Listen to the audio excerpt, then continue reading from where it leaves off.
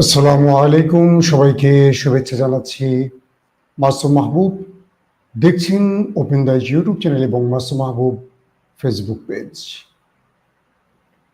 প্রিয় দর্শক,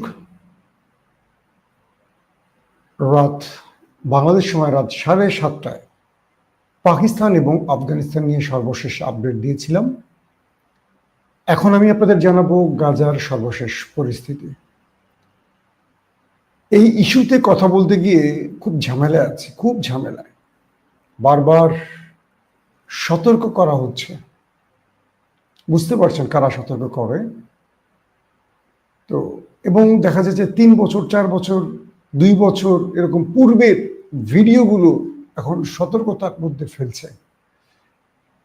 তাদের নাম না বলে দখলদার বলছি, তারপরও খুব বিপজ্জনক অবস্থায় আছি। ভিডিও দেখাচ্ছি না, তারপরও।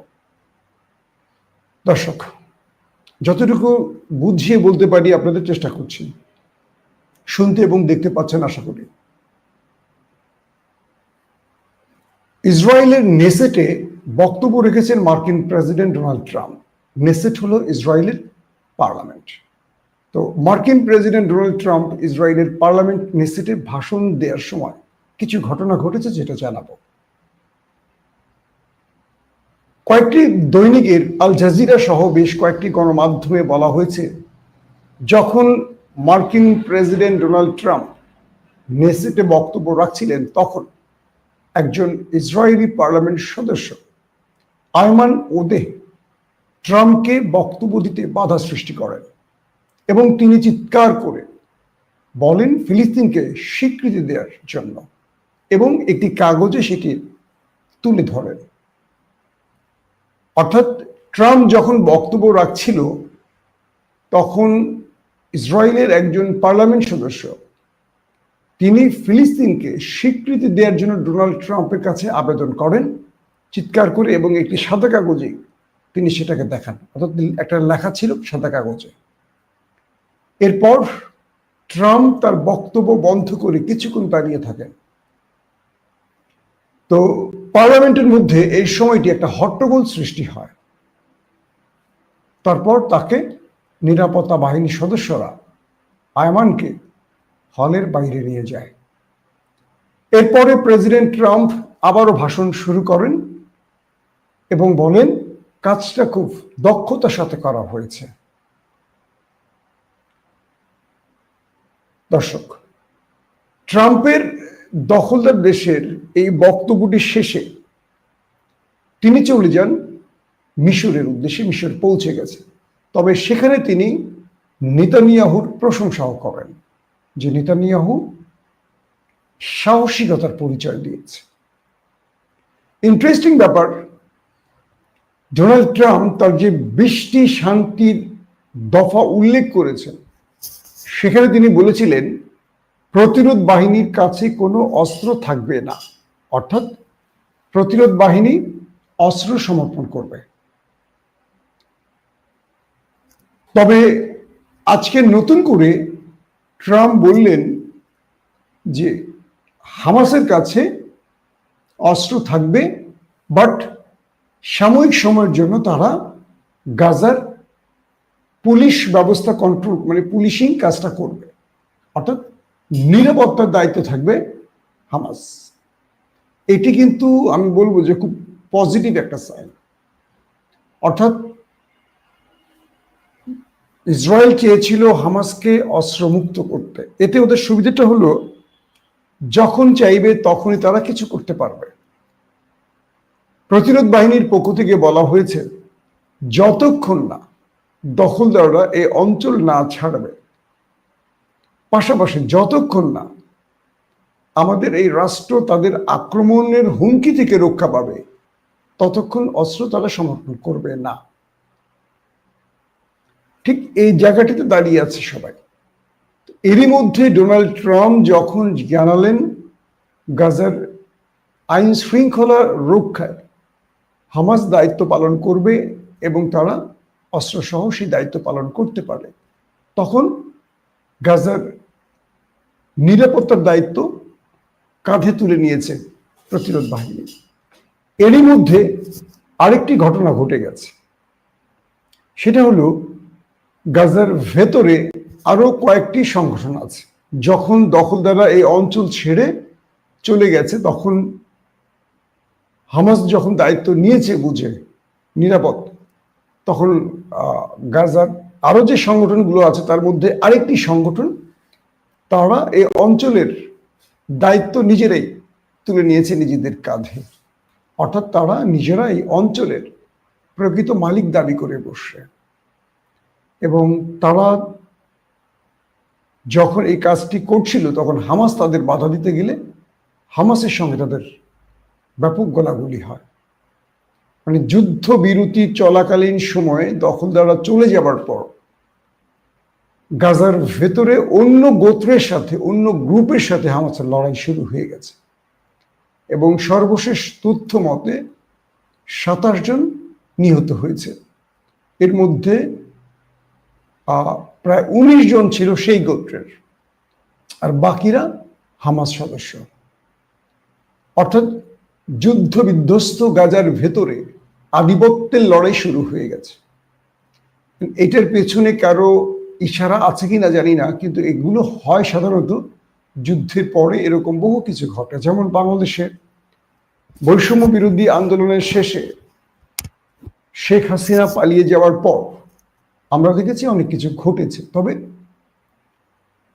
সেগুলো আবার কন্ট্রোলও করা হয়েছে। এখন যে বিষয়টি তৈরি হয়েছে যে প্রতিরোধ বাহিনী তাদের শর্ত অনুযায়ী তাদের কাছে থাকা 20 জন জিম্মিকে আজ মুক্তি দিয়েছে, রেড ক্রসের কাছে তুলে দিয়েছে 20 জনকে। যখন তাদেরকে হাজির করা হয়েছে, হাজারো মানুষ সেখানে জড়ো হয়েছে গাজার। আর যারা নিহত হয়েছে অর্থাৎ মারা গেছে তাদেরকে পরবর্তী পাঠানো হবে। যখন হামাস 20 জন জিম্মিকে মুক্তি দিয়েছে, তখন দখলদার দেশটির কারাগার থেকে 2000 ফিলিস্তিনিকে মুক্তি দেওয়া হয়েছে। এবং যখন তারা রামাল্লাহ এসে পৌঁছেছে, তখন এক অন্যরকম দৃশ্যের অবতরণ হয়েছে। তাদের পরিবার সেখানে এসে জড়ো হয়েছে। এখানে এমন কিছু ব্যক্তি ছিলেন যারা 1 যুগ আগে গ্রেফতার হয়েছে, কেউ 2 যুগ আগে গ্রেফতার হয়েছে, কেউ 3 যুগ আগে গ্রেফতার হয়েছে। তরুণ বয়সে নিয়ে গেছে, বৃদ্ধ হয়ে গেছে। তাদের অভিভাবকরা, পিতামাতারা তাদের সেই সন্তানকে এত বছর পর দেখতে পেয়ে তাদের চোখ দিয়ে আনন্দের অশ্রু বেয়ে পড়েছে। একজন লিখছেন, সেই ভিডিও দেখান ভাই, সেই ভিডিও আপু জুবিন্নেসা, বিপদে পড়ে যাব। ভিডিওগুলো না দেখানোর পরেই প্রচুর ঝামেলা হচ্ছে, ওয়ার্নিং আসছে সমানে।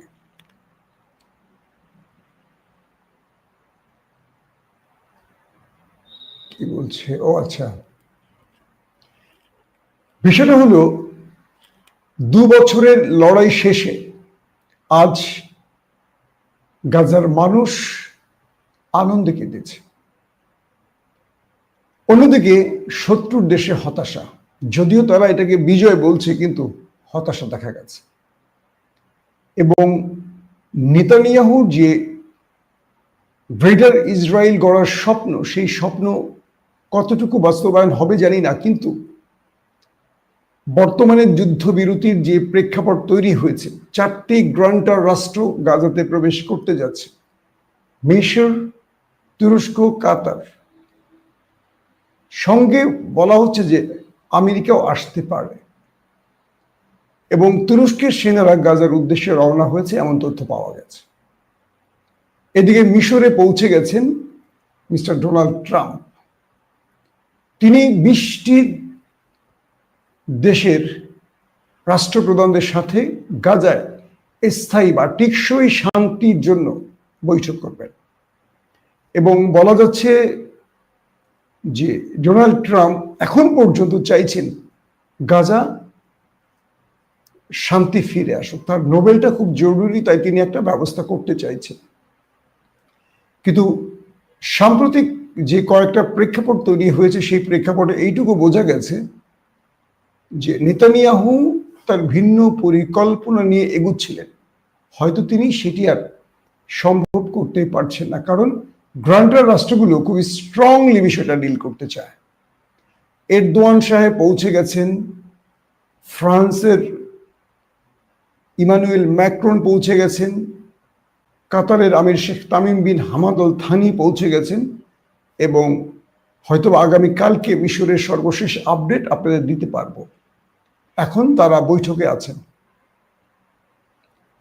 প্রশ্ন হলো 2 বছর শেষে আসলে কে বিজয়ী, কে পরাজিত? যদি আমরা যোগফল তৈরি করি তাহলে দেখা যাবে এই 2 বছরে লক্ষাধিক প্যালেস্টাইনি প্রাণ দিয়েছে। যদিও সরকারি হিসেবে 60 থেকে 70 হাজার, কিন্তু এই সংখ্যাটা লক্ষাধিক, 1.5 লক্ষ হতে পারে, তারও অধিক হতে পারে। এই লড়াইটা প্রমাণ করেছে দখলদাররা চাইলে একটা ছোট্ট উপত্যকার বিদ্রোহী বলতে পারি, বা একটা সশস্ত্র সংগঠনের কথা বলতে পারি, যারা রাষ্ট্রীয় বাহিনী হতে পারেনি বা এখন রাষ্ট্রীয় বাহিনী নয়, তাদের সাথে 2 বছর লড়াই করেও তারা কাঙ্ক্ষিত বিজয় পায়নি।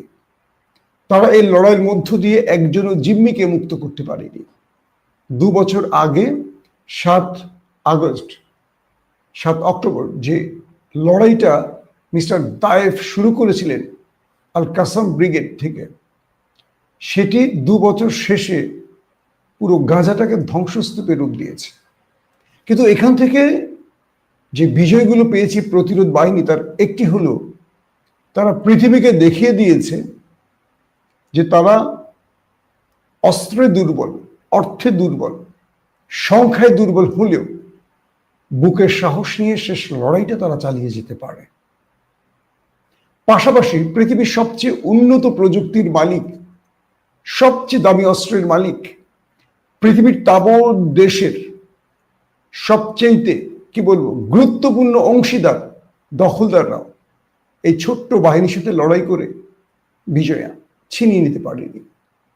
তার মানে হলো যারা সাহসী হয় বা ইমানের শক্তিতে স্ট্রং, বলিয়ান হয়, তাদেরকে পরাজিত করা খুব কঠিন। তবে যে যুদ্ধবিরতিটি শুরু হয়েছে আজকে আনুষ্ঠানিকভাবে, অর্থাৎ প্রথম ধাপের পর দ্বিতীয় ধাপ শেষ হলো, এটি তৃতীয় ধাপে গিয়ে শেষ হবে। সেখানে শান্তি প্রতিষ্ঠায় প্রত্যেকটি অংশীজন তারা তাদের যে রুল আছে সেটা কতটুকু পালন করবে। এই মুহূর্তে আমেরিকা বা ডোনাল্ড ট্রাম্পের ইচ্ছাগুলোকে পজিটিভ অর্থেই আমরা দেখতে পাচ্ছি।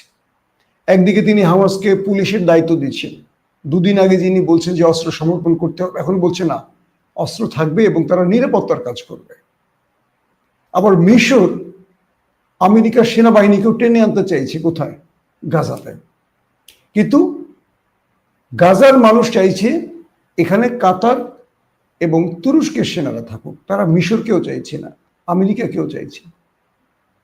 সবকিছু মিলে এই পরিস্থিতিটা এখন এমন জায়গায় দাঁড়িয়েছে যে দখলদাররা চাইলেই নতুন করে আর কিছু করতে পারবে না। যদি এই ভূমিতে তুর্কি সেনারা বা সেনাদের উপস্থিতি থাকে তাহলে সহসা আর যুদ্ধবিরতি লঙ্ঘন করতে পারবে না।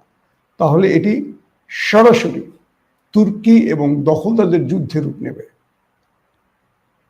তবে আমরা মিশরে 20টি শক্তিশালী রাষ্ট্রের সাথে ট্রাম্পের যে বৈঠক, এই বৈঠকে মুসলিম রাষ্ট্র প্রধানদের কাছ থেকে দায়িত্বশীল আচরণ আশা করছি। কারণ এই 2 বছরে যতগুলো মানুষ প্রাণ হারালো তাদের ক্ষতিপূরণ এবং দ্বিরাষ্ট্র ভিত্তিক সমাধানের দিকে যেন এই 20টি রাষ্ট্র ডোনাল্ড ট্রাম্পের কাছে চাপ দিয়ে হোক, বুঝিয়ে হোক, যে কোনোভাবেই হোক এই সমাধানটা খুঁজে বের করতে পারে, নতুবা এই অঞ্চলে স্থায়ী বা টেকসই শান্তি ফিরবে না।